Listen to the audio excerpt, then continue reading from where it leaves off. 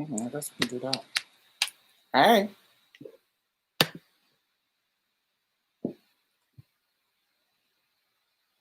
Let me see if I can.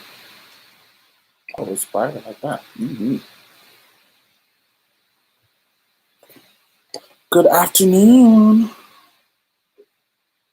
So, hey, Deshaun.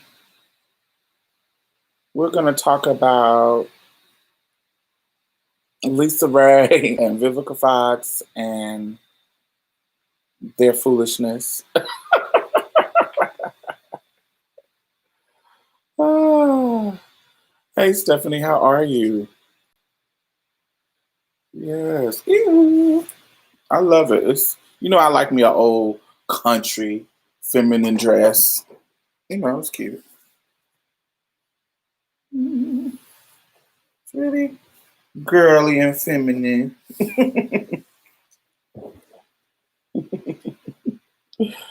Oh, hey, Raven. Hey, Brandon. Yes. Let everybody get on in here.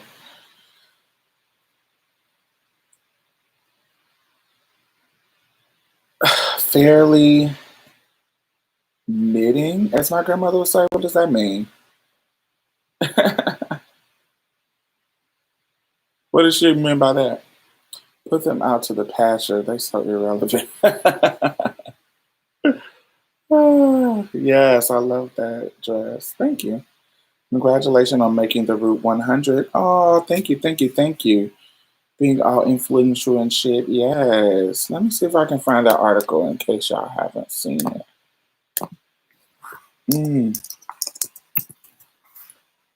I didn't even think about it.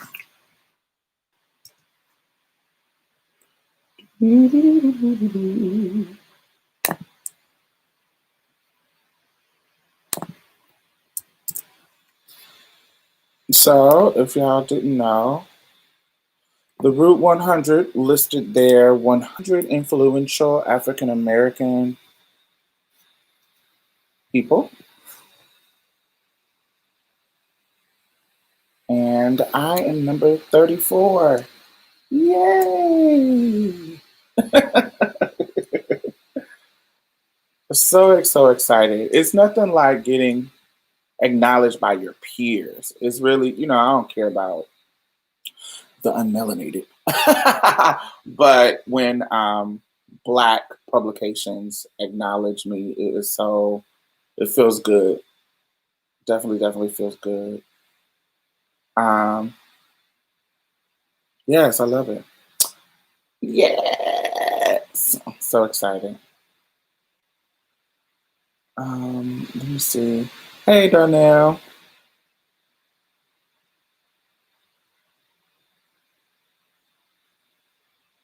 I asked him once and he gave me a weird response. I'm knitting. Maybe I'm like in the middle, like so and so. Yes, I'm knitting. Yeah, that could be so and so.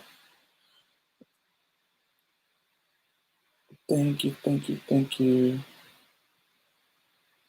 I think it means doing fine. Almost shed a tear. So proud of you. Oh, thank you.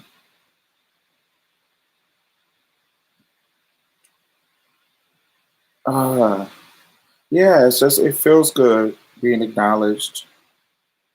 I want to get some coins. But yeah, it's good because exposure kind of gives you opportunities for making money. And as I told y'all once before, coins are what's important to me. I'm not really cared about. I don't really care about popularity.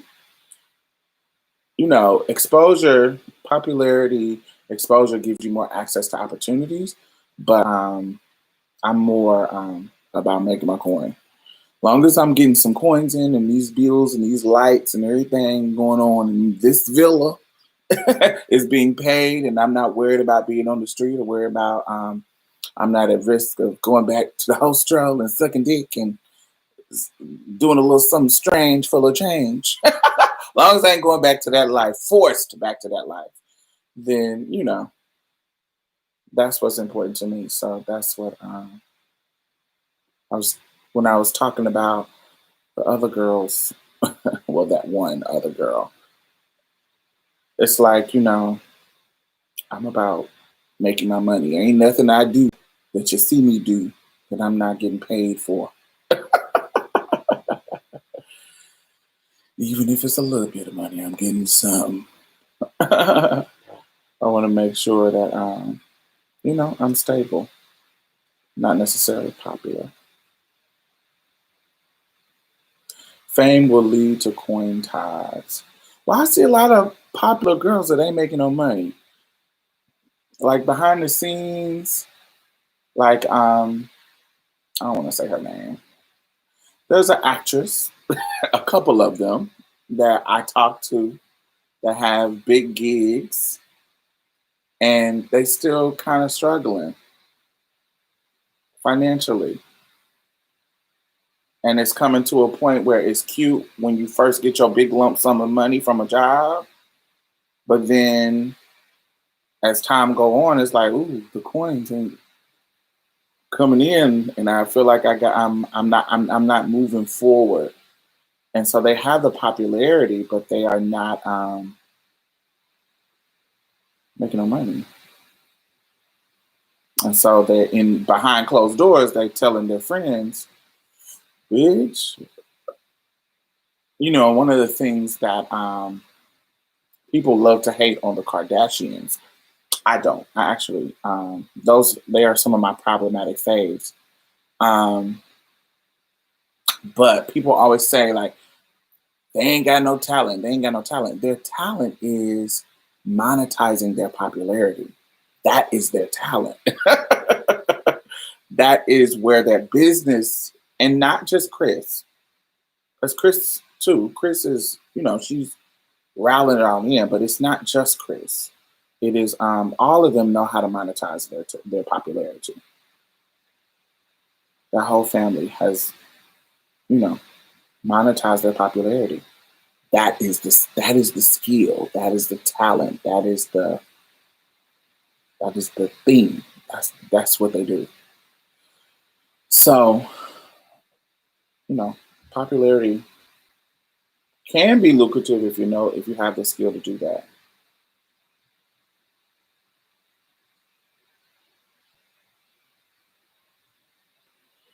So the Pose girls still putting up GoFundMe's to pay for surgeries. That's an example. It's other girls that are not on Pose. It's a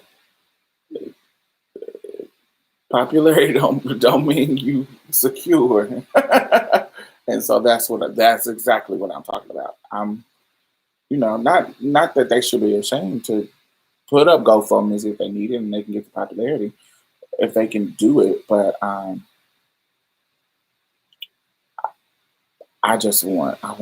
want security. I want my bills paid. I want to be assured that month to month I got a place to stay. Stability is what I care about. But okay, let's talk about. So have y'all heard? Um, we talked about this on the show, so I wanted to kind of um, talk about it with y'all.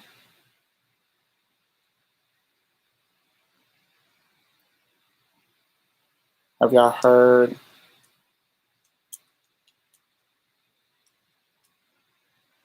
what was said by Lisaraye and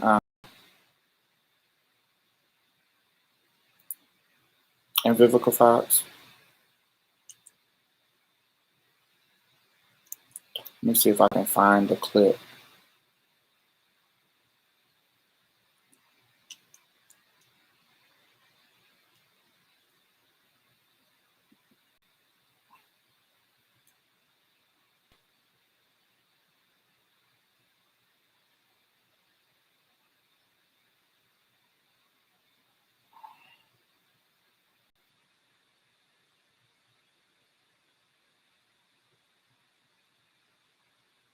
Okay. Yeah, I want them to. We are living and people are fluid. They are not afraid to love who they might want to that night, baby. I'm serious. I want them to. I got a problem with it. Let me just keep that real because I'm strictly dickly over here. And you know what I mean? And I don't appreciate when you be thinking somebody is over here and then you come to find out they're on both sides. It's just a they gotta be outed. They gotta be busted. And it's always like, but okay, is that a conversation that you have with a person where you kind of go, okay, let's just keep it real. Have you ever had a bisexual experience? You can tell that yourself because if you use your finger a little bit, you know what I mean? They can tell you. You get a little, you know, then, you know. Ladies, going back have y'all ever? We are living and people are. So, child.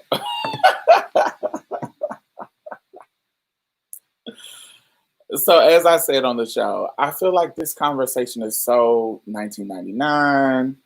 It's so 2001, 2004. I just feel like this is so back in the day.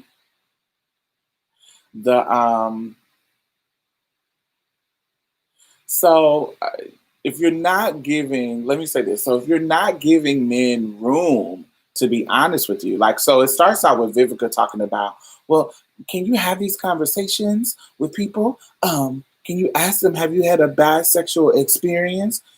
The problem is not that you want to have the conversation, is that you're just having this conversation to get him to tell you that he's bi so you can dip out.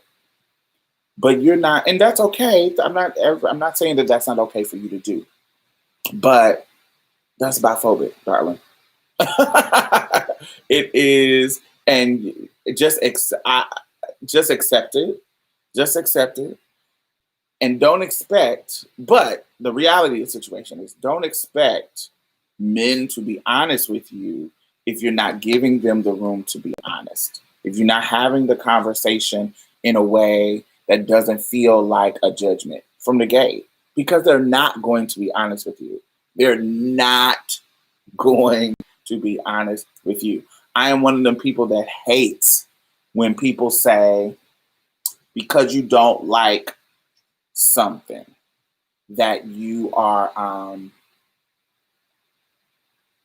you making choices about who you want to share your intimate space with. I don't think that being transphobic or biphobic or homophobic in your bedroom is actually a problem.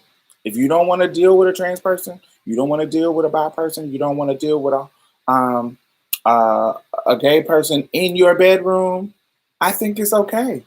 I think it's all right. I think because when we talk about consent and what I want to do, consent is about I want to do this. I'm not forced to deal with something I don't want to have to deal with. And for me, if somebody doesn't want to deal with me in their bedroom, okay, cool. I'm not tripping. I don't actually want to be there. Some dudes say, oh, I don't deal with that trans stuff, or I don't want to deal with that trans stuff. For me, that's letting me know that I'm not your type. It's like if a person says, I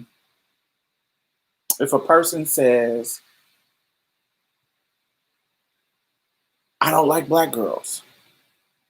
Okay. Is that anti-black? Sure. But do I care? I don't care. You don't like black girls? I don't like you. So I'm out of here. I don't want to be, I'm not going to sit and talk to you and convince you that you should like black girls. And why don't you like black girls? And no, I'm not going to spend my time trying to convince you to like black girls. I don't give a fuck. You don't like them? Great. I'm out of here. I'm done. I don't care. Okay, cool. I'm out. Because you don't like black girls. It's as simple as that. It goes with my blackness. It goes with my light-skinnedness. It goes with my transness. It goes with any identity that I am. If you say you don't like me because of whatever identity I am, okay. I don't care about that for me personally. Are you, when I care about your transphobia, when I care about your biphobia, when I care about your homophobia, when I care about your anti-blackness, when I care about your racism, is when it affects my day-to-day life, when it affects my job, when it affects whether I get a raise, whether I get a job, whether I get shelter, whether I get something, whether I get there's this thing that's happening, I guess some little challenge or something where black boys are on top of the screen. It says white girls and black boys. I mean, white girls and black girls, and the boys in the video is just looking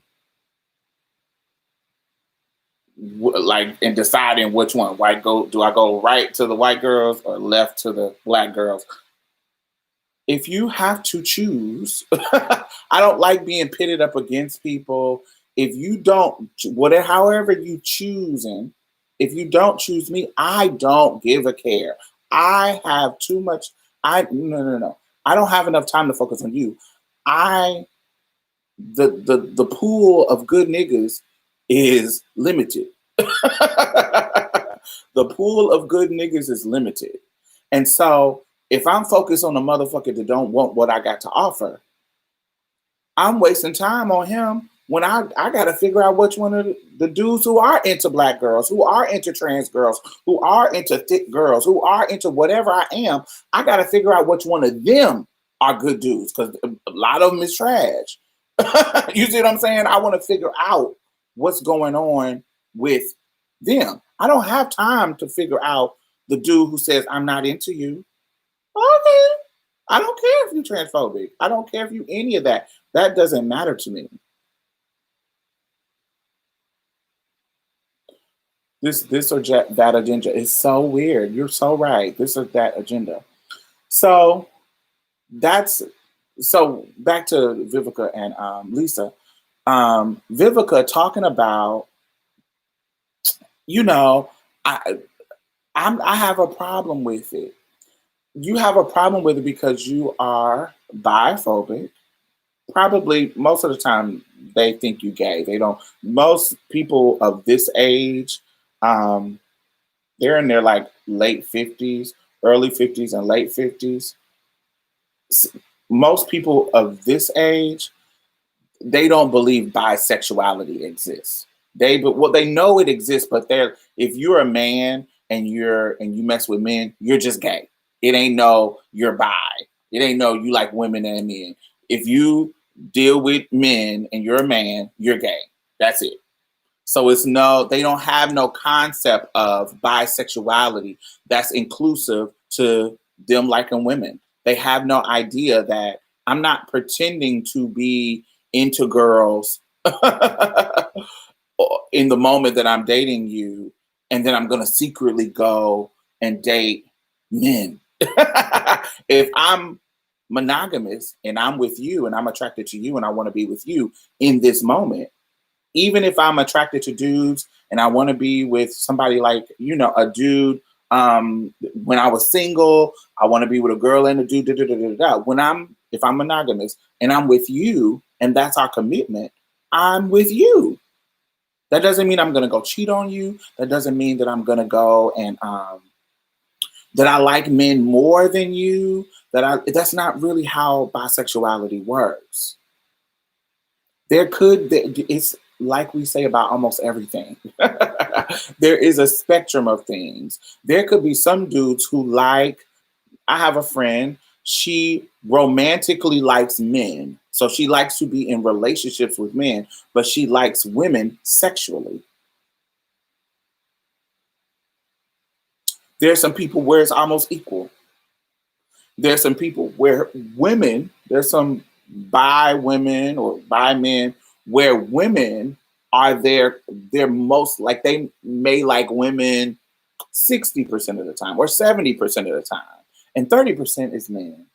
It's a range, a spectrum of where people are, and it could be so many different things. You should talk to bi people. and learn something about bisexuality before, so you can get a grasp on how these things work. Because then you might be able, if you understand it better, you might be able to be open to somebody who is bi and understand that you don't have to worry about anything if they are monogamous, because it doesn't matter. I'm attracted to you and I want to be with you. There's so many things. But because bisexuality doesn't exist in a homophobic person's mind, it's like, oh, you deal with a dude and you're a dude, you're just gay. And so they can be like, they're not asking you questions for you to be, they're asking you questions to judge you. And so there's girls now, there's sisters of women now,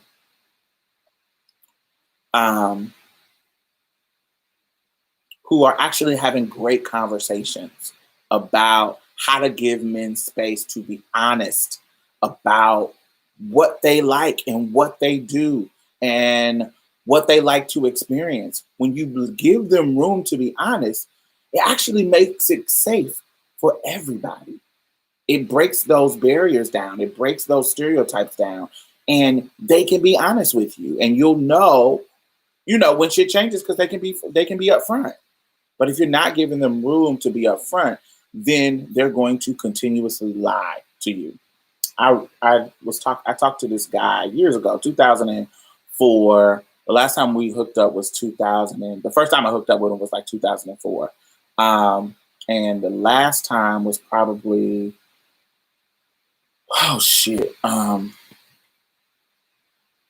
maybe 2015, maybe, yeah. Probably 14.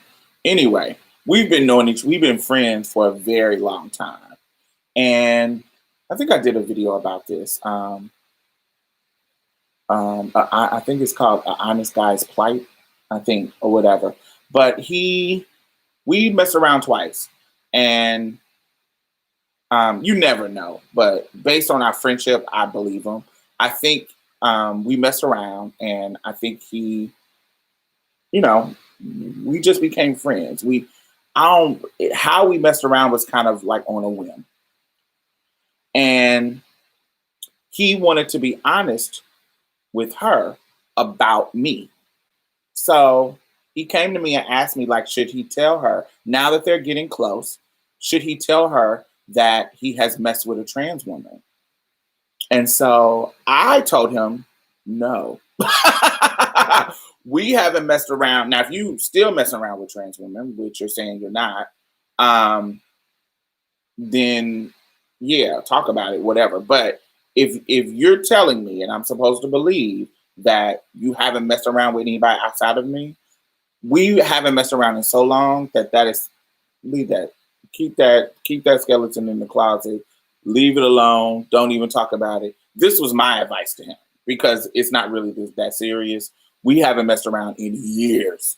So, nigga, it's not really that point. No point in talk about it. But he said, well, I really kind of just want to start the relationship off being honest and open about everything that I've experienced. And I was like, well, okay, well, go for it. That's a choice. I'm advising you not to, because I can only imagine how the response would be. But if you feel that kind of way, I think that's a admirable, upstanding way to start a relationship, because you like this woman and you wanted to start off with open and honesty about everything that has happened in your life. Boom. So great. That's a good thing. So he says, he told her, he shows her my pictures. I was young and high, young and fly. I mean, so she was like, damn, she looks at me. Like, he's sending me screenshots of the conversation that they're having. And so in the moment that he tells her, she's like, oh, okay, I can see why you chose her, and and was seeming like it was all cool and good in the moment. And so he came back, he was like, oh my God, like, she was real cool with it. Like, she was like, she understood, and we talked about it, and she was great. About a month later, I was like, oh, well, I'm glad. But a month later, he comes back. He was like, ever since that day, she hasn't really been talking to me. Like we was talking. We've been talking for 6 months, and there was a day that we didn't talk on the phone. We didn't go out or did something, hung out. She came to my house. I came to her house. We were dating tough for 6 months. And then all of a sudden, when I tell her about this, she's not responding to my texts. She's not talking to me. She's not engaging with me. And I was like, ooh,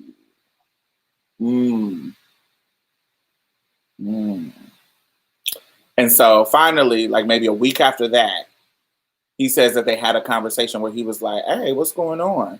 And she told him that she thinks, even though she is a bi woman, because before he told her about his trans experience, she told him about her bi woman experience, her experience with a woman. And she said she couldn't deal with him dealing with trans women in his past. That's something that she was uncomfortable with. And so it ruined their relationship. And I said, that is so sad that she did that. And I apologize, but ouch. I kind of told you not to do that because I know how this works. Now, for me, if you're currently participating, I can see you wanted to talk about that and be honest.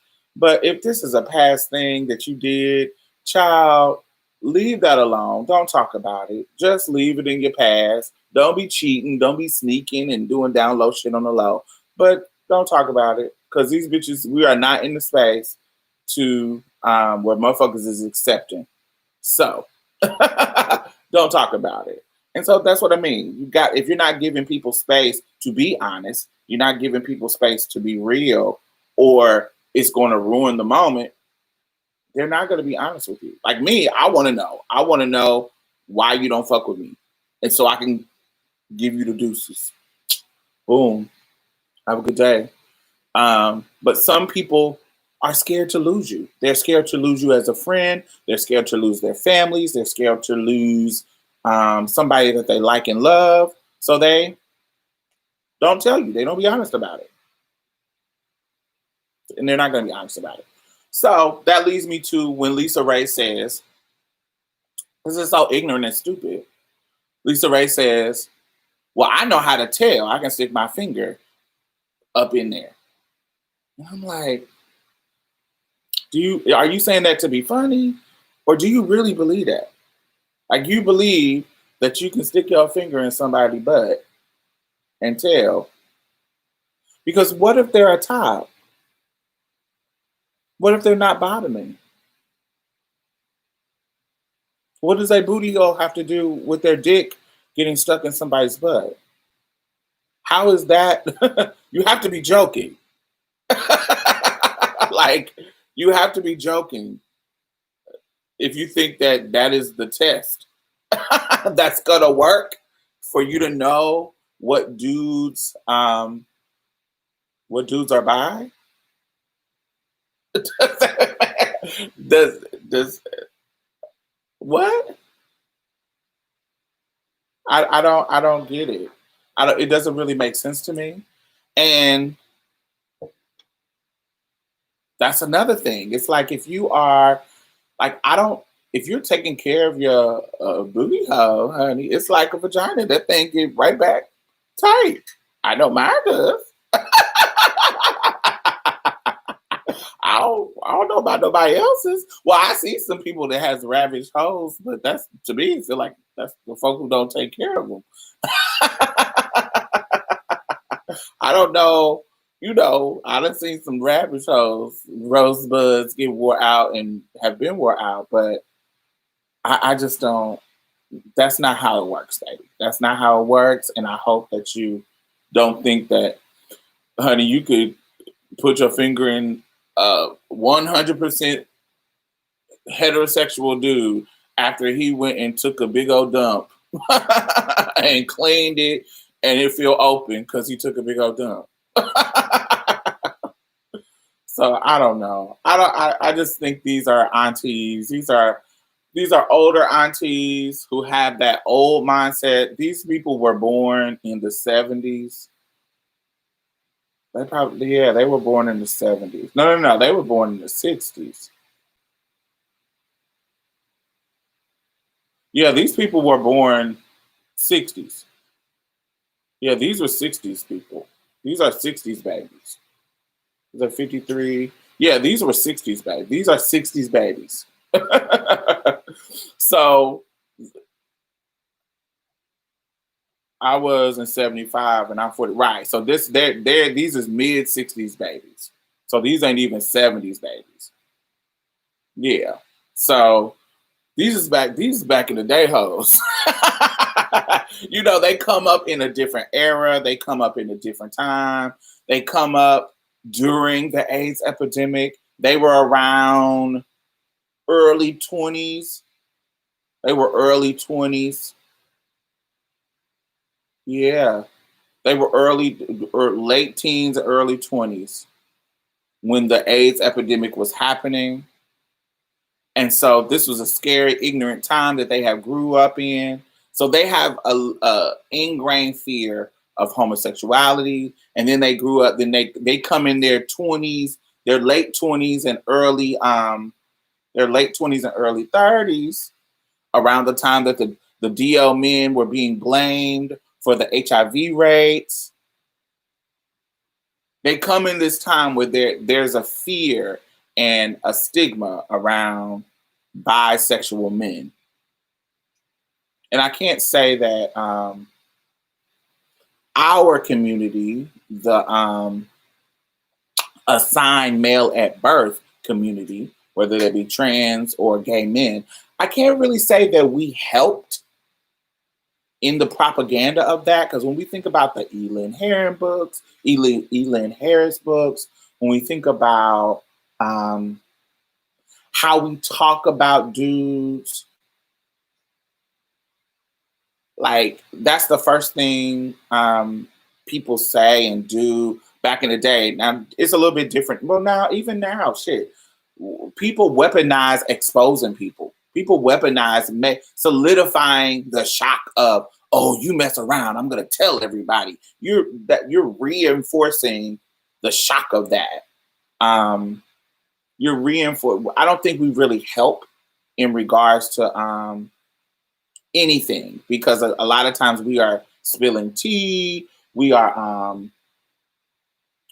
telling people if we messed around. Not that you can't talk about but if you're telling it with the intent to pop somebody, oh, he messes around. Oh, he get down. Like if you telling it with the intent to be messy, with the intent to prove that, I had him, you are reinforcing the trade narrative, the DL narrative, and weaponizing it actually at the time, in the moment. And I'm guilty. I'm not. This ain't. I'm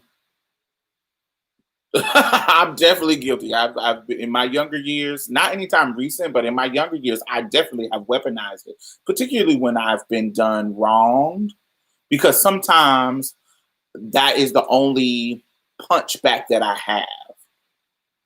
When I was younger, sometimes that would be the only way I could get you back, that could punch you. Like it was just certain situations where I wasn't in a situation where I could take the high road. They didn't put me in a situation where I could take the high road. And honey, ain't no rules in love and war. And if we in war, baby, however I can get you, I'm gonna get you. One of the things in high school, that if a dude, there'd be dudes who would, you done messed around with them, but they in a group of niggas that's trying to roast you, and you walking down the hall and they calling you faggots, and this nigga that you fucked around with is adding to the fodder of laughter. What you kicking for? You might want to tone that kiki down. That was me. Please don't make me describe your whole dick for all your little buddies, because we can do that. We can play that game.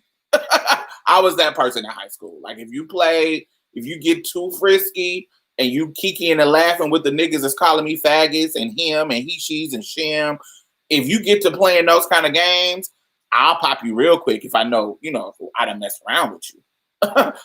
But that was to me in a moment, that was my weapon. I would weaponize it. Like, oh, I know I know you get down.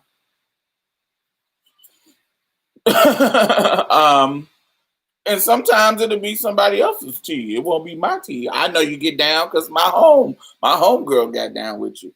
My homeboy got down with you. All that kind of stuff. I'm talking this white girl on Instagram right now about having her man. Yeah. Mm-mm. I don't think I've ever been in a situation where I'm telling somebody that I had their man. I don't think I've been in that situation. I've never been in a situation where I was popping a cis woman about having a man. Trying to make sure I'm not missing a thought. I pop niggas. Like if a dude is being funny or if a dude is not somebody that they were dating. So yes, so I've been in a situation where bitches would say little shit like, oh, well, he wouldn't mess with you because he's straight. And it'd be about a nigga that I already had. And I'm like, girl, you don't know who would mess with me.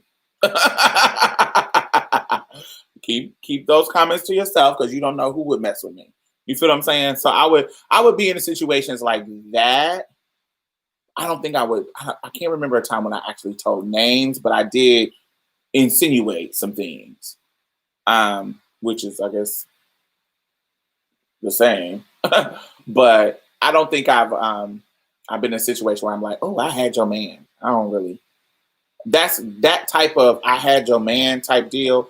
Is something about my pride that don't make me look that when girls do that don't make me look cute to me. That make me look like I'm having your sloppy seconds. Or I don't know that dynamic. I don't want a bitch to think that she got something that is worth something that I won't. So I'm never gonna be like, I had your man. I can take your man, or I'm gonna take your man. No, I'm too arrogant in that in regards to men. Like I don't want nobody seconds. I don't want nobody thinking that I had him first, or she just want what I got. No, thank you. That's not really. That's a pride thing for me. I like to have fresh niggas.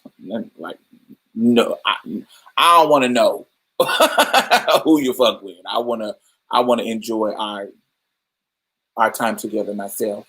I don't want to be riding behind chicks like that. They ain't really. That ain't really my narrative. But yeah, I think we're getting better with it now. When people are being exposed, I see more comments like, why are you fuck you? Who cares? Why are you exposing? Who's stupid?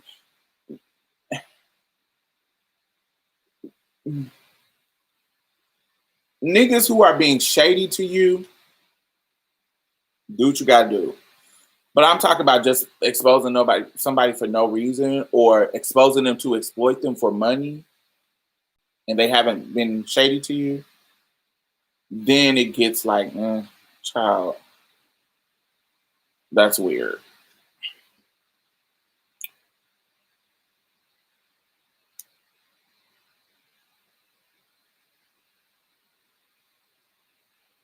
Let me see what y'all done said.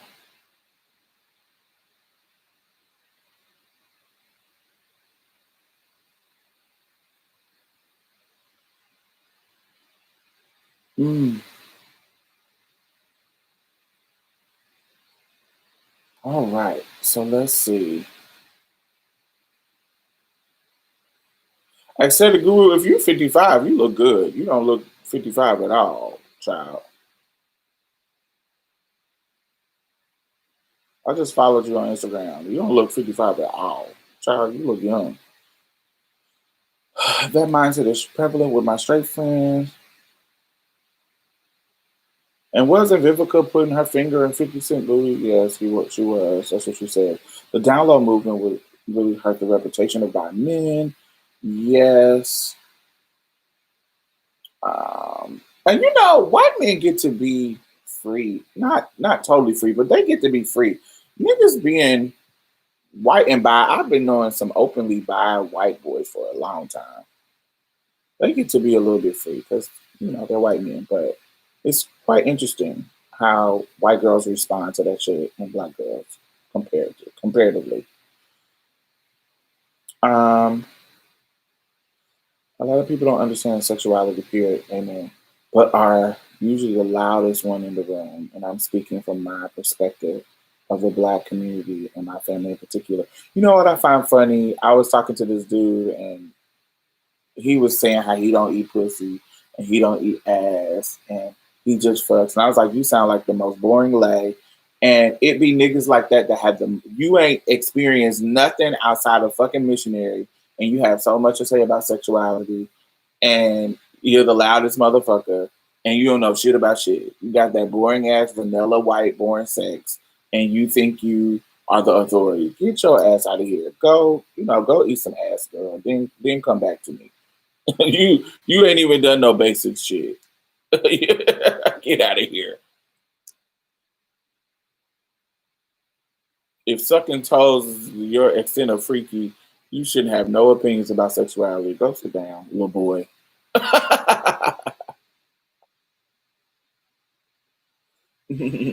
People want to be open and accepting, but they can't face their own prejudice and judgment. You cannot be open and accepting without being real about your own judgment and prejudice. And that's also Kingdom of Queen. I think that is a good point too.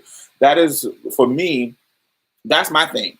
It's like when you call a white liberal, not the conservative racist Ku Klux Klan type. We know they racist. They proud.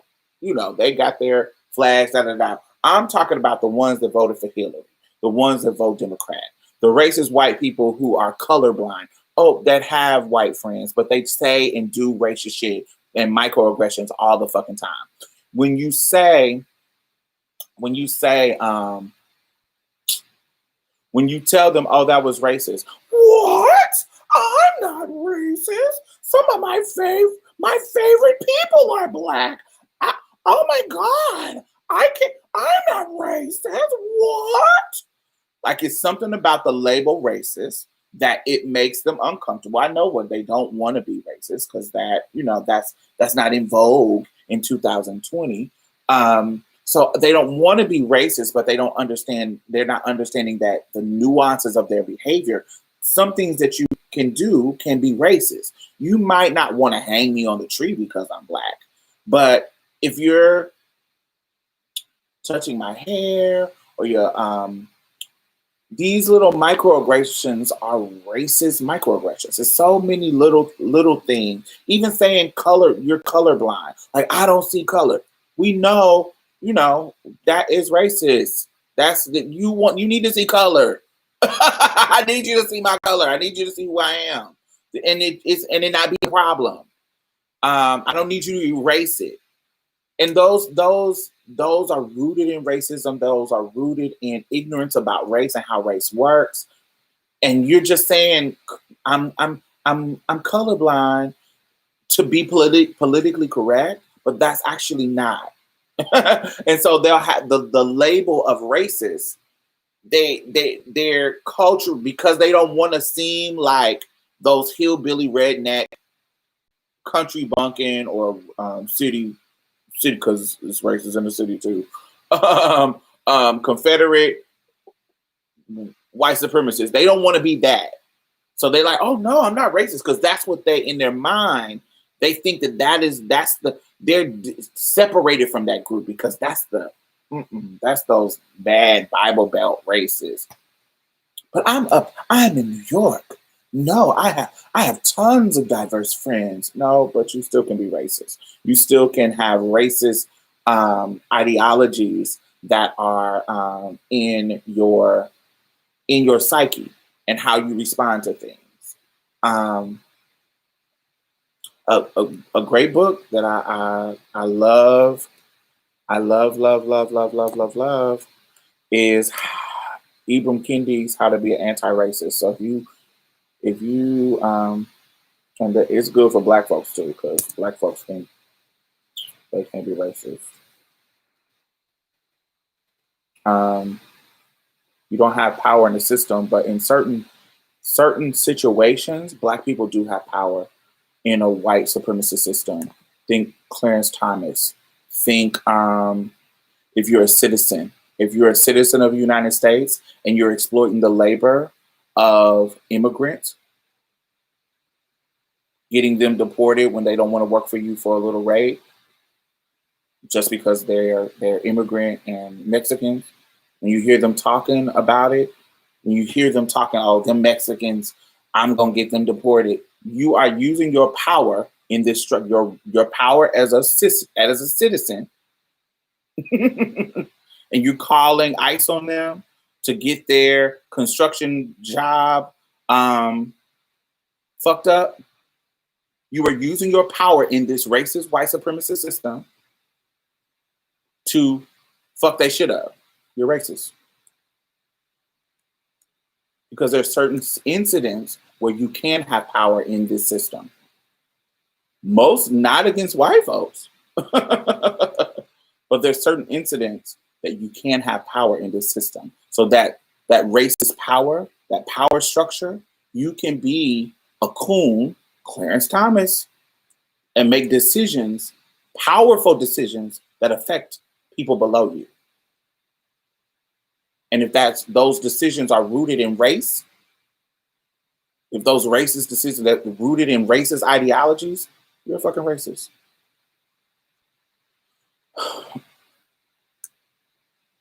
I think that whole you can't be racist is antiquated.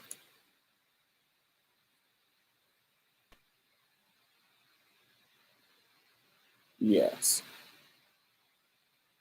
If what you are doing is rooted in a racist ideology, then you're racist.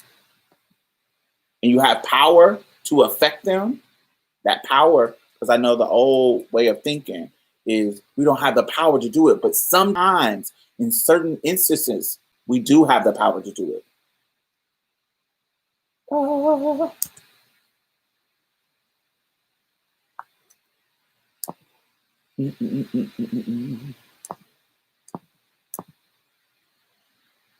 Does it make sense, y'all? If it doesn't, I'm trying to get y'all this book so y'all can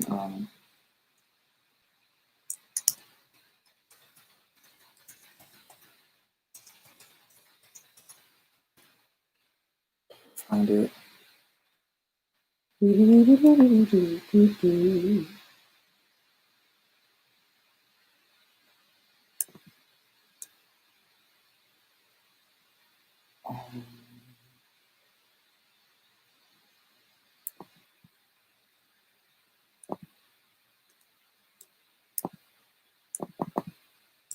It's by Ibram X. Kendi, and it's just a good read. It's just a good read, and it's he kind of breaks it down. He kind of breaks down he takes it from himself. He talks about certain things that we commonly say and breaks it down to how this is a racist ideology that you can have, that you can uphold. Thank you, Ruha. That you can uphold. And if you add the power, if you have a power to make a decision that affects people's lives, then you just have become a racist because you can have power. It's saying that Black people don't have power at all, none, at all, in every circumstance they don't have any power. I gotta disagree with that. I think that's racist too. So back to Lisaraye and the Hollywood Aunties. So they want to be so open. They want the label of I'm not a homophobe. I'm not a biphobe. I just don't want to date somebody like that. Then you are a phobe. You are a homophobe. You are a biphobe. You are a transphobe. And accept it. Say, I don't want to do. I don't want that because I don't want to date a trans person because I don't consider trans women women. Or I don't consider trans men men. I don't want to date them. They're still whatever they were born to me. You don't want to say that because that's not politically correct. But that's the reason why you don't want to mess around with them.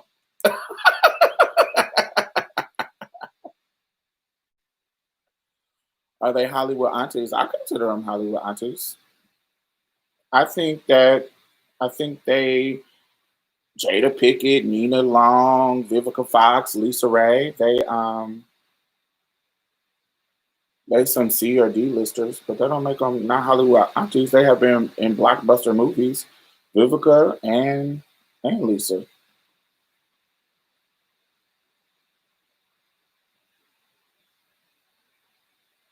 They've had a working career for years, so I don't, they're not Meryl Streep. But what black actress is Meryl Streep? And even like a Viola Davis even isn't Meryl Streep. You can't really be that. You can't really be that level as a black person because of racism in Hollywood. Hey, McLeod. Jada and Vivica are legends. Lisa, I don't know. I don't know. I mean, how many movies has Jada? She's only had one movie that she starred in. Starred? Well, I guess no. Was she the star in Jason's Lyric? She was the love interest. She wasn't the star. She was a love interest. I'm trying to think of things that she was the lead. So Set It Off. That got critical acclaim. Set It Off. They all have had movies though. So I can't really. Lisa was a star in Players Club, and that was a hit.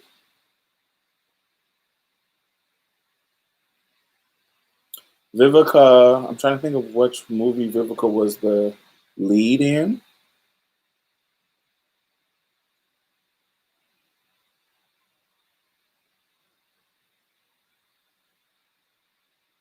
But yeah, that's in recent years.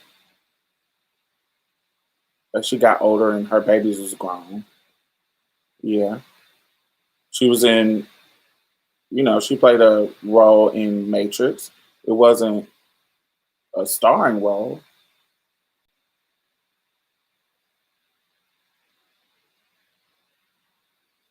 Yeah, and Wu was a flop. Yeah, I don't. They all. There's certain women in Black Hollywood who are the stars of Black Hollywood. Vivica, Jada, Nia Long, Gabrielle Union. Yeah, I don't want to belittle their career. They have a career. The reason why we're talking about them, or they make a splash when they say something, is because they have a career. Yeah, so I don't want to belittle their career.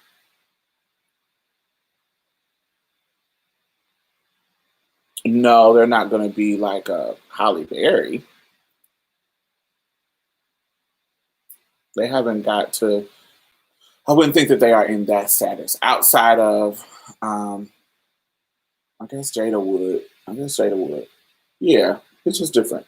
I don't think that they're. I don't want to belittle their career. I think they have a career. They've been in the game for a long time, and continuously working. So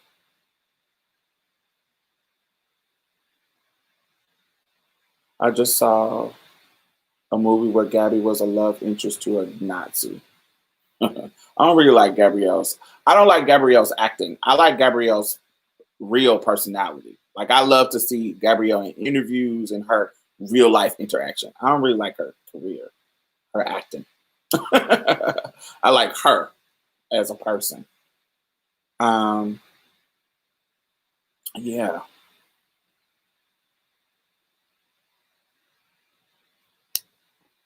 Let me see.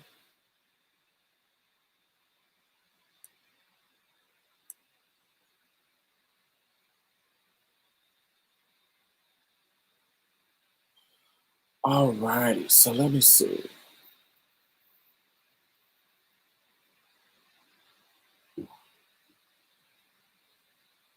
I really didn't hear about it until I listened to Marsha's play yesterday. Yes.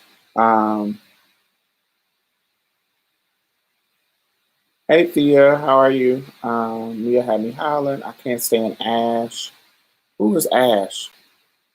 But that's how most of these hoes think. Let's not act obtuse to it. I think that's why I don't sip tea with black women. So what women do you sip tea with that don't have that a group of them that think like that? So this if you saying that only black women, you don't sip tea with black women because of that, you know that there's white women who don't want to date bi men. There's a group of them. Are you lumping the black women all together? Because I can show you in a direction of black women who don't think like that. Raven.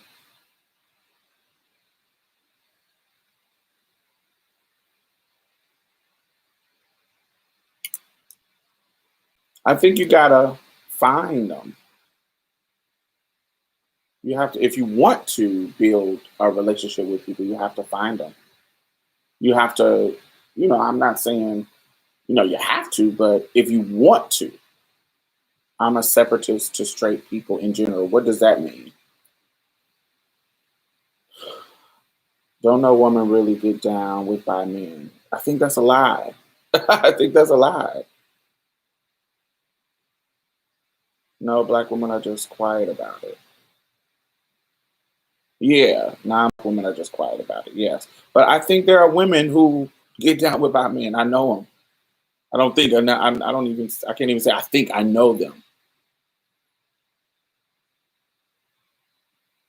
I had one on our show on my YouTube channel, Queen, the girl who did um,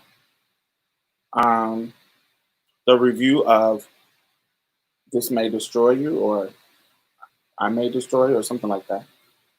She's one.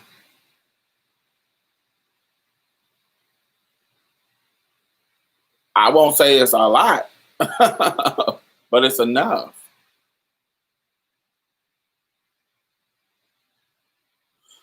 Well, these are people who are I see them in active relationship with bi people. This is not somebody just saying it. I met some of their bi boyfriends. It's not something they're just saying. This is their actual life that they're living, that I know they're living because I see them living.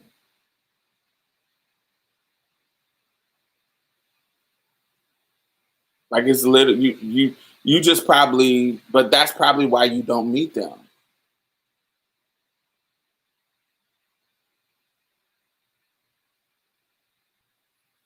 I'm a trans woman and I don't like men that like cis men. Come on. Shake the table, bitch. Right. Let's talk about that too. There's a bunch of us that think that same way. I talked about it on the show. But do you like bi men? I don't. I'm totally honest about it. But I don't say I'm not biphobic. If you listen to the show, I talk about that. I can't say that I'm not sitting here. Oh, I'm I call my own self out when I'm when I got some problematic ways. I do, because when a nigga is sending me pictures of his booty hole spread open, I'm like, block. When he gets to talk about, oh, I want you to top me, I want you to bend me over, and da da da da. Even if I will play in that position, I don't want you to talk about it in a way like it is your main thing. It turns me off. And that in that can be some biphobia. It can be some things.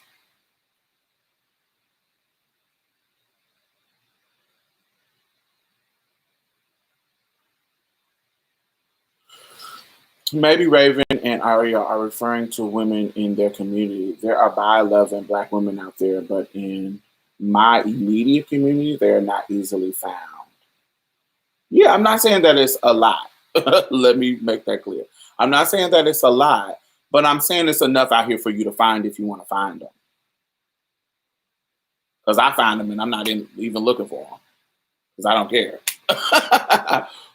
For me, fear of no men stems from dysphoria. Explain that. Oh, fear of bi men stems from dysphoria. I think back in the day, it was more about dysphoria. Now it's more about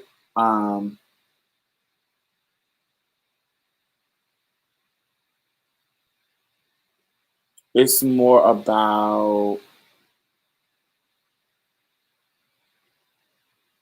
maybe it still is. Maybe it's just less. It's more. It's not really dysphoria. Ain't that? It's just. I think it's just something that it's like a residual. I guess that's what you could say. It could be rooted in that, but it's a residual from that. So I've gotten over that. It makes me feel less like it invalidates my womanhood, but hearing it and seeing it, it's something about hearing it and seeing it that makes me feel. Um, it just makes me feel turned off. I don't know. I don't know. It could be still rooted in that. I can give that to you. Um, but I don't feel invalidated. I don't want to say that. I don't know. Sexuality and your mentality is intertwined, and when you're too much of a bottom, it don't turn me on. And it's not like I don't top people, yes, but it is how it's presented to me that makes it still sexy. If it's presented to me like you thirsty about it, it's something that I don't like. It's something about it that turns me off. Um, I run into women who have encouraged by experience, like asking if we can have threesome with guys and encourage guys in guy activity. Yes, Justin, I know a lot of folks like that where they're just freaks and they want to do freaky stuff. And so you being a bi guy is right up their alley. They want to peg you. They want to watch you suck some dick and get your dick sucked or whatever. They want to do freaky stuff, so they're down for it. Well, I love gay men, but I know they will never want a relationship with me. I'm attracted to gay men. There's men that I'm physically attracted to. Because they're men and they look like men, and I know I'm attracted to men. But it's a certain type of gay man that I can get with. It's a certain type. It's a certain type, and I don't mean in masculine because they don't need to be masculine. You gotta have a big dick. I gotta know it for a fact. But they have to. They don't have to be masculine acting, but they have to be masculine looking. You have to. You can be a queen all day, but if you got body and look like a dude, you can't be in heels and painted and all that kind of stuff. But if you just look like a regular guy, but you femme, I can deal with you. I I don't think I could be. I don't know what this is about, but I don't think I could be in a relationship with one.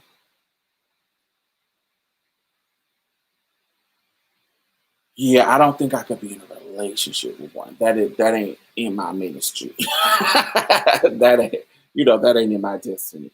Um, Diamond, would you be with a bi man if they were strictly tops and masculine? Um,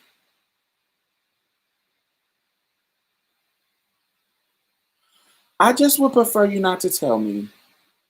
Yeah, I just prefer not to know. It's kind of like I think about. Oh, this is a perfect example. This may be some rooted in some internalized transphobia.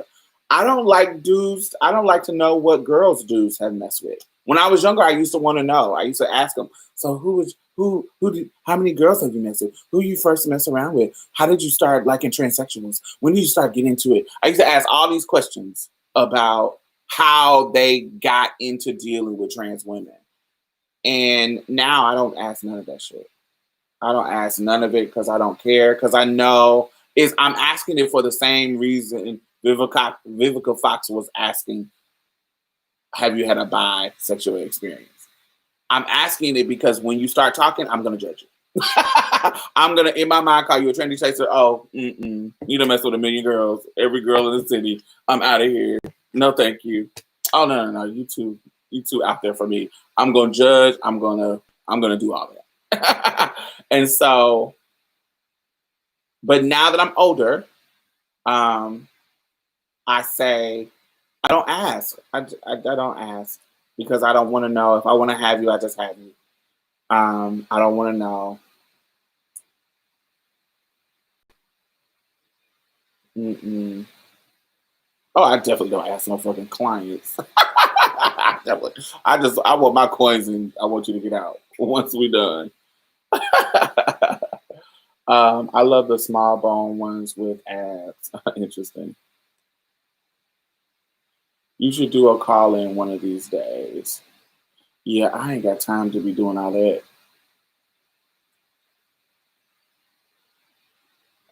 Brenda, now you know damn well. So you wouldn't be Uncle Clifford? No, hell no. I don't want nothing that's in nails, heels, makeup, girl clothes, none of that. Now it's different if we talk about a hookup. Like a hookup, hookups are different. Like I'm the type that if we're in the moment, like if I come to a sex party and it's in the moment and we just playing and we playing around, anything can happen. But I'm talking about if I'm planning a hookup and I'm planning to get to know somebody to hook up with them or be with them, it's not gonna be nobody like Uncle Clifford. Uncle Clifford is a character on P Valley, a show called P Valley. I too love a small frame twink butch queen. They inspire the top of me. Oh no. I'm trying to think of who inspires the top of me. It's not really a type. It's not really that. If I'm a top, if I'm into topping you, hey, it's gonna be I don't know. It could be um big booty light skin boys. Big big booty light skin boys. Not no butch queens. Not no butch queens. Big booty dark skin boys. Big booties. Big booties. Um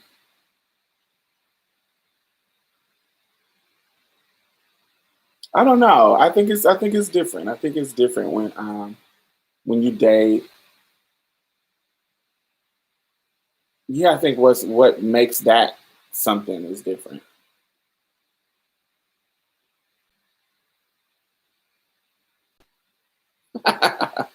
Yeah, I don't think of it like in that type. But I think that that's where biphobia, homophobia, and transphobia, all this kind of stuff. I think that's where all of this stuff comes in at, where you just got to admit it. It's my problem was when people don't admit it. You talk about I'm not biphobic, but you don't want to date a bi man. Just because he's bi, you're biphobic. But that's okay. You don't have to date a bisexual man. But admit it. Don't lie. I use dildos on my clients. Word out. I was a virgin in the front area too. After sex change, I kind of wish I used it though. Okay, word out. So, would you prefer Little Murder or Diamond? Diamond, definitely. Diamond, definitely. Really, if I had to choose somebody on that show, it's that buff, dark skinned dude that lived down the street from Mercedes. Remember when she was walking her dogs and she came up to talk to him and he was working on them cars? The one that gives his house arrest bracelet to the fat boy? Him. Or Barack Obama. The one that looked like Barack Obama. Yeah, man. But I like the one that was that was fucking Autumn too. But I like smart nerdy boys, and that's what the one that looked like Barack Obama gives me too. So I like hood buff ass niggas, or that what his name? What's the boy name that was fucking with Autumn? But yes, Maine is my favorite character, male character on that show.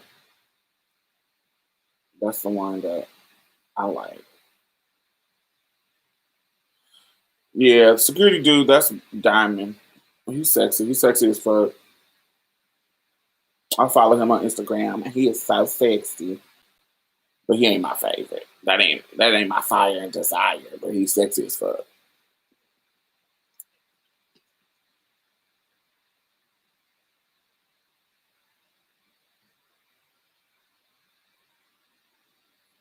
Let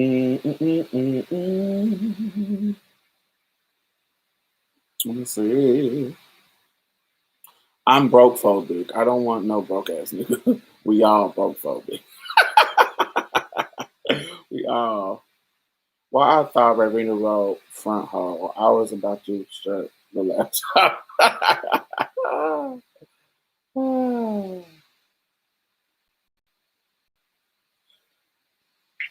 Go to Africa. I don't know what that means.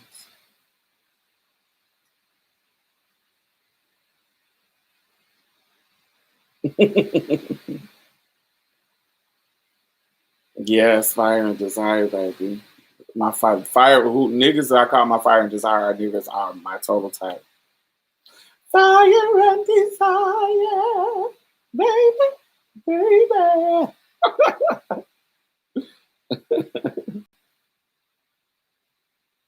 You say you're my fire, baby. And you know me within your flame. You burn me, you burn me. Yes, virus, I am trans.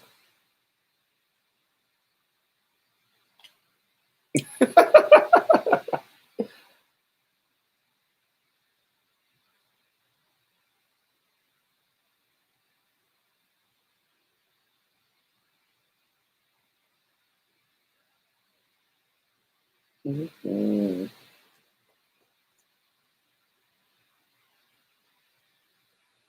LCC got me fantasizing about Jonathan Majors. Woo! Jonathan Majors is definitely my fire and desire. I love a nigga with a big old nose. Ooh!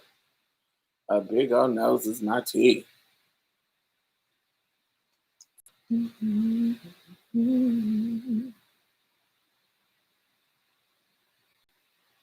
Yes, but what is most attractive about Jonathan Majors is his body type. I don't like a buff, bulky dude over that kind of body type. Like I don't mind you being shaped like Maine, but it's something about that slim buff that is like right. They're buff like him, but it's still slim. Yeah, and his lips. Yeah, he's so cute. So Jonathan Majors is so cute. He's so cute. I think the baddest dude, the closest to my perfect man is Iman Shumpert. Like my perfect man all around is Iman Shumpert, which is crazy. Iman Shumpert is like head to toe my type. Chocolate lips, tall, basketball build. That's my type. But what's crazy is that my type in girls is Tiana Taylor. So it's crazy that my type in dude would get with my type in girl. Brown skin, full lips, athletic. If I was to be with a cisgender girl, they would look like Tiana Taylor.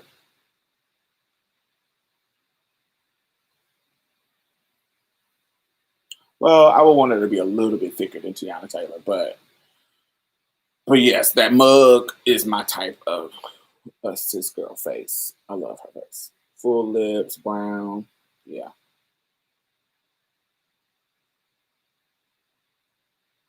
Why did I want the Asian girl to kill Atticus? I was mad when they shot them girls. Mm-hmm. Well, just ask them for a session. Right. I will sure be in their DMs. Iman and Tiana, what's up? What's up? I know y'all freaky. They probably got some boring ass sex. Some boring ass regular sex. Iman is fine, Tiana is fine. To be honest, they both could get it, especially when she giving trade. Yes. That is the perfect couple. Ooh. Iman is so fine. It's so fine. And then who else is my fire desire? Gucci Mane. Not fat Gucci Mane, but skinny Gucci Mane. Gucci Mane now. Trevante Rhodes. He's just too short, but if he was taller, ooh, word out. If Trevante Rhodes was tall, A1. Ooh, A1. Sharon from Moonlight. I love all of that. Mm-hmm.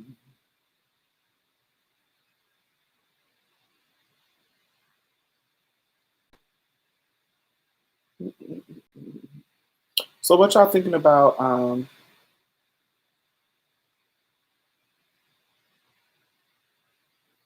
Trevante is short. He's not tall. He's a short dude. Trevante is very. Hey Eden, how are you? I've been deceived. Yeah, he's just a short little chocolate dude with a smile.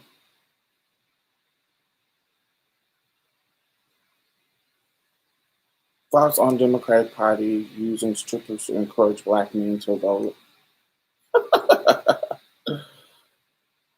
Typical Democratic cooning. Pandering. Not cooning, but pandering for votes. Typical. Remember when they was doing soul food plates? Democrats are gonna Democrat. Liberals are gonna liberal, baby. They gonna do that. I agree. Aldous Hodges is A1. I know that name, and that name sounds. I know that name because I've looked it up, and I know. I think he's fine.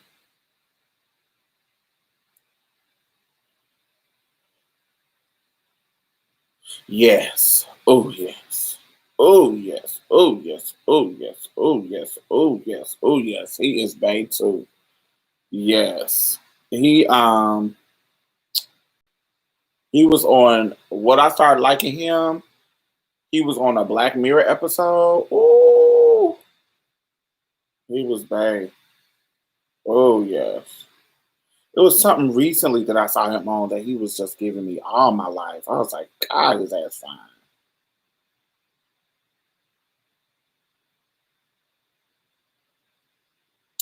It was some movie where he was somebody's friend. Invisible Man. Invisible Man, yes. He was looking so good in Invisible Man. Oh, he was looking so good. He was a Miss Thing from Handmaid's Tale, Elizabeth Moss, her friend in the movie. And he was looking like a zaddy. Zaddy. I was waiting for someone to agree at Brandon's Ali is the true T darling, yes. Have you watched Cuties? No, I have not watched Cuties. I seen that clip and it is not something that I would want to watch. And even people, I hear people saying that people are over exaggerating, but well, not over exaggerating. They saying the point of it is to make you uncomfortable and it's to show you like this is what young girls are dealing with. And so I get it, but I also know how pedophiles are, and I know pedophiles is going to watch that to pedophile, and it's going to I don't know. I just don't want to watch it. I feel like I think you can get your point across without having the camera all up on their crotch while they simulating sex and spreading their lips and spreading their legs. I feel like you can get that point across without showing those scenes. I feel like it is too close. It is too. I feel like you can get the point of the show across without doing that. Watch for Harriet's analysis. I did. I thought that they were unnecessary. I thought it was unnecessary. Hey, Ungodly, how are you? I thought it was unnecessary. So, yeah, I don't like that.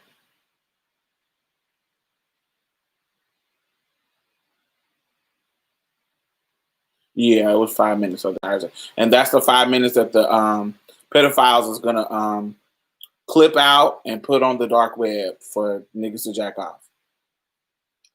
If your entire film is based on that 5 minutes, that means that 5 minutes could be taken out. If it's just that 5 minutes, then your film is whack. They could have took that 5 minutes out. If it's only 5 minutes, why have it out? Why take it out? Or why have the camera up that close? It just was too much for me. Yeah, it was like, I get what Kim was saying, but it was just too much for the doll to like.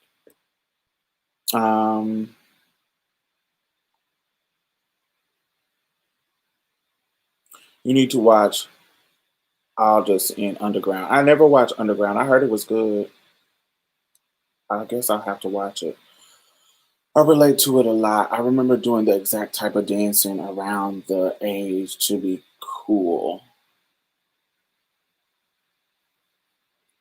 Yeah, I remember popping. I don't know. It's just putting that on display seems like you are fueling a flame. That should have been an article, not a film. I don't know. It just feels like you're fueling the flame on that massive of a platform. Yeah, nah, not for me. I relate. Um, I relate to it a lot. Yeah. Um, yeah. I don't know. It's kind of like what I said about that non-binary person getting killed on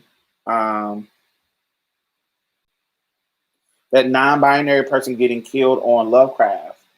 I don't feel like they should have did that. I feel like they should have figured another way.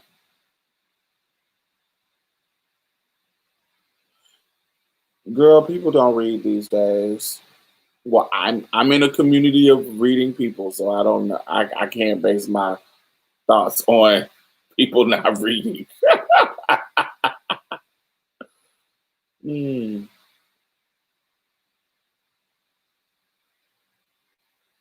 I know some people don't read, but that's not the community I'm a part of. I'm a dancer who used to teach high school girls. Those dance moves and angles were too much. Yeah. I've seen it where I was like, oh, y'all over exaggerating. Like, I've seen girls in dance troops that dance, it's cute. And I'm like, it's like, oh, y'all being too much. These girls are just dancing. They just dancing.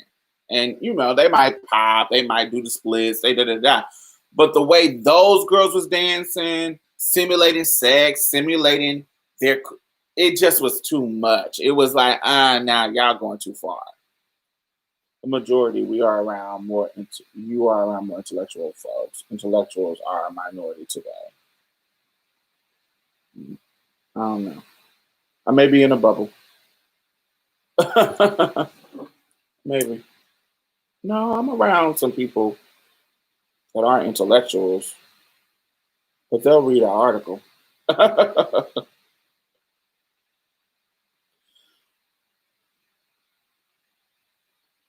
Ooh, I need some water.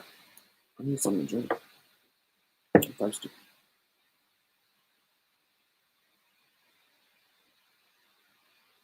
I'll be right back. I'm going to give you some water.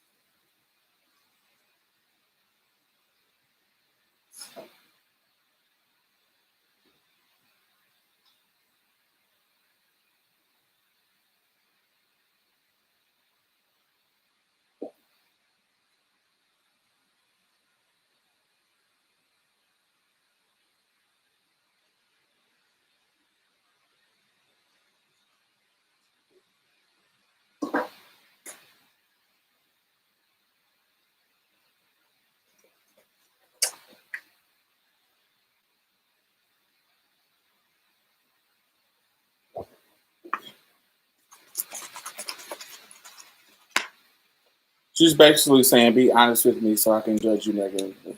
Yes.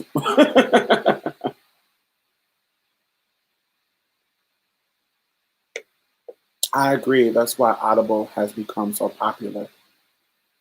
Well, I don't mind Audible. I don't mind Audible. That dress is cute. Thank you. I don't mind Audible. If you're getting the information, you're getting the information. And some people are auditory readers. I'm one.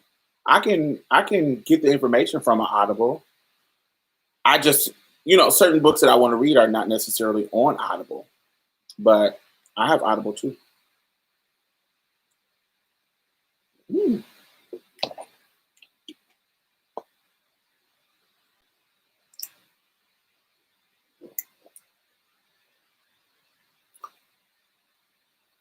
But I feel like if you're getting the information, you're getting the information.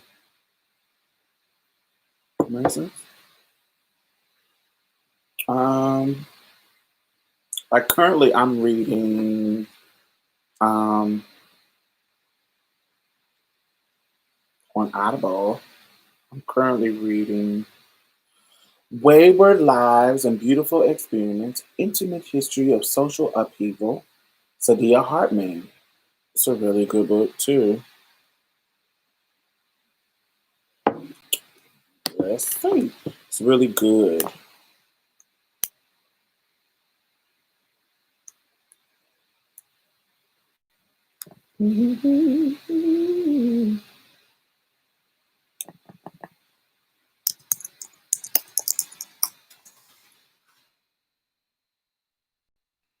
Yes. It's about radical queers.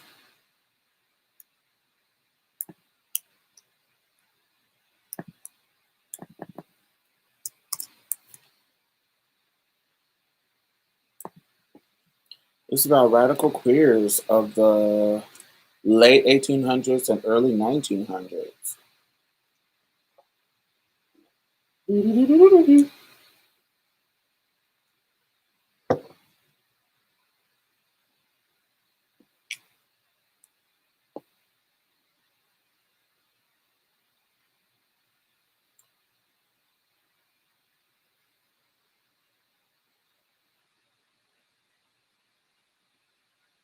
It's really good.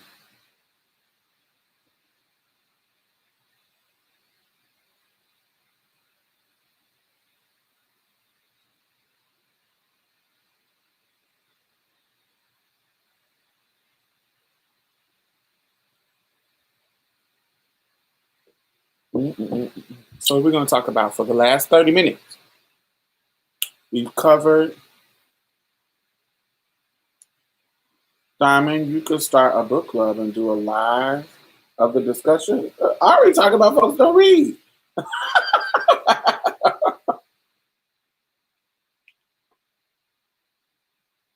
Would that be entertaining?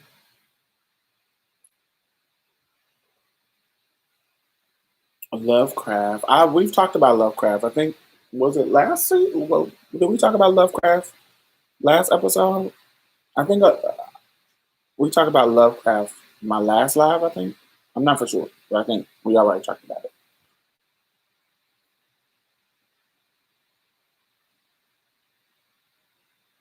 Tory Lane. Oh, Tory Lane using his abuse of a black woman as a marketing tool to sell a record is trash.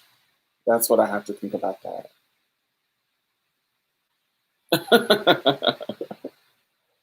I think that it shows not just the Breonna Taylor situation, but the Megan Thee Stallion situation too. Shows you how much we don't care about black women. You know, that's just the nature of this country, nature of this.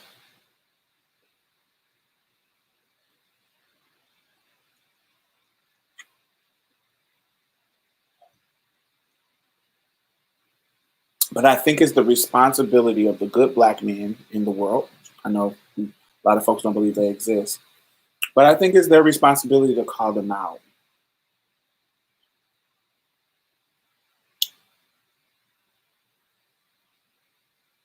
I think it's their responsibility because us, when we say it, it falls on deaf ears. But when I think that's a lot of the change that needs to happen. But I mean, it's like white women. It's like they're so invested in white supremacy that is it realistic for us to expect them to dismantle their privilege? I don't know if that's quite realistic. And it's just like black men and men holding other men accountable. Are we really expecting them to help dismantle their power? I don't know if mm, I just don't know. I just don't. I'm losing. Um, I'm really cherry picking my circle of people who I listen to, who I engage with.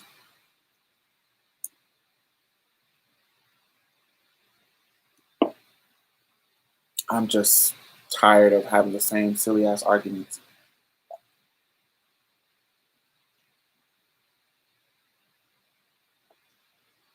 Mm-mm. Baby, I've been working out and it has really got my skin looking love.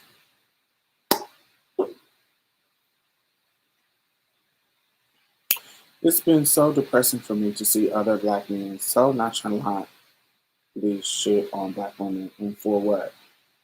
Do master give you your pat on the head and was it worth it? They kind of give them pat on the head. They do. They kind of do.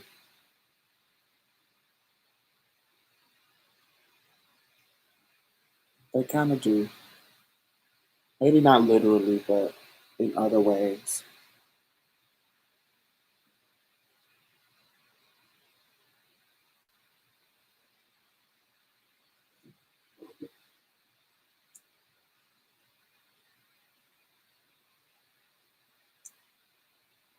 I don't know if it's worth it for them, but what I'm tired of is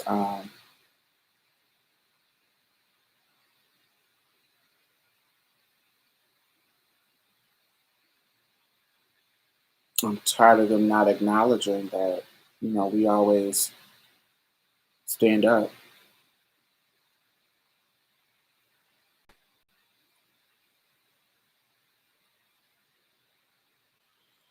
I don't think they get a pat on the head. I think they get a pat on the head from each other, not from white people or other races. They get a pat on the head from each other.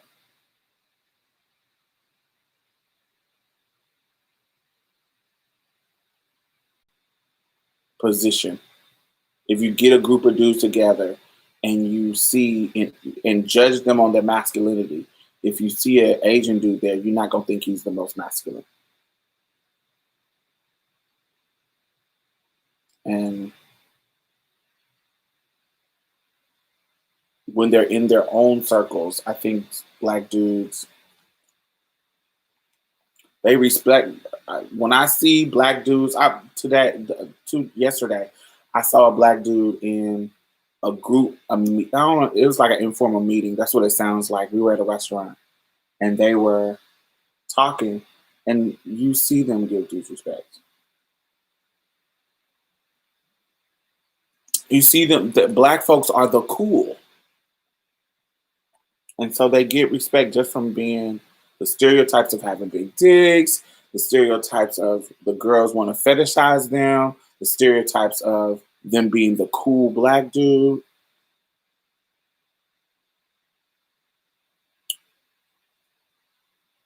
Yeah, I just see them engage with them in a whole different way.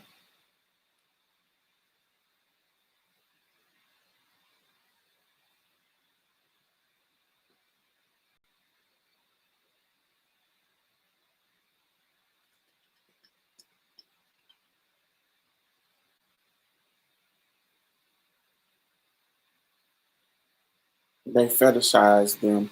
They fetishize black men too much. Other groups of men, even if it's even if it's superficial. They fetishize them too much. They fetishize their penises. They fetishize their masculinity. They fetishize the culture. That hip hop cool. They fetishize that. So yeah, I don't. Does respect matter after if you still liking them for all that other stuff? Yes, I don't think they get affected by that lack of respect, especially when it comes to shitting on black women. They want you. All the motherfuckers want you to shit on black women. So I don't think that is a source of a lot of you know tension for black men.